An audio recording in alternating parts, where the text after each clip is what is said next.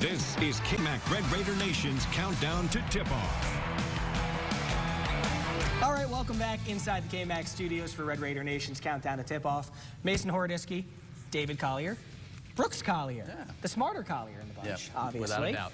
And of course, Brooks is going to be here right now. You see the whiteboards. It's time for crashing the boards. You know the drill by now. We've had enough of these shows so far this year. We'll start with our over-unders on this one. Over-under 25.5 points. Oklahoma State seniors scoring points today. All right, what do you think, Brooks? What do we got? We're going to go with under. I know there's two of them, right? 25 points is a lot to ask, especially against this Texas Tech defense. Even though it is senior day, that kind of scares me. Well, Brooks, I want you to know I'm disagreeing with your dad. I'm not disagreeing with you. I'm going to go over on this one. We've talked about it the entire show so far.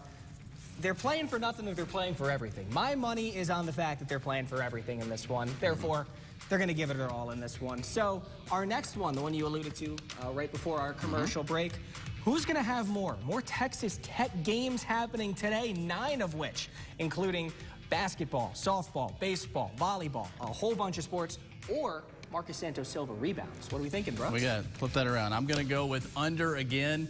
He had 10 in the first meeting. I don't know if he can do it 2 times in a row. They're going to game plan for Marcus Santos Silva, right? If there's ever been a theme on this show this entire year, it is that I never doubt MSS. Therefore, I'm going with the over again.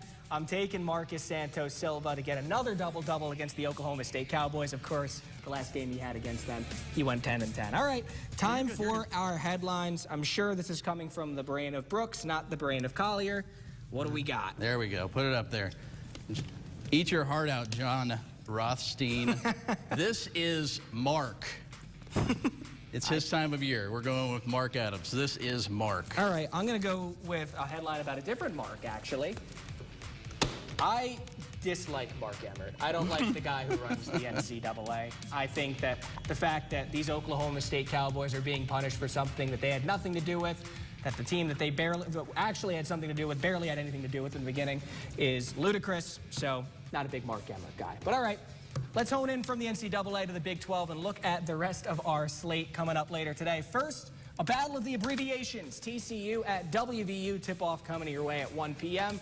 Then at 3, a doubleheader. 2 of those teams that Tech lost to on the road, Oklahoma and Kansas State, battle it out for supremacy in Manhattan. Supremacy of what?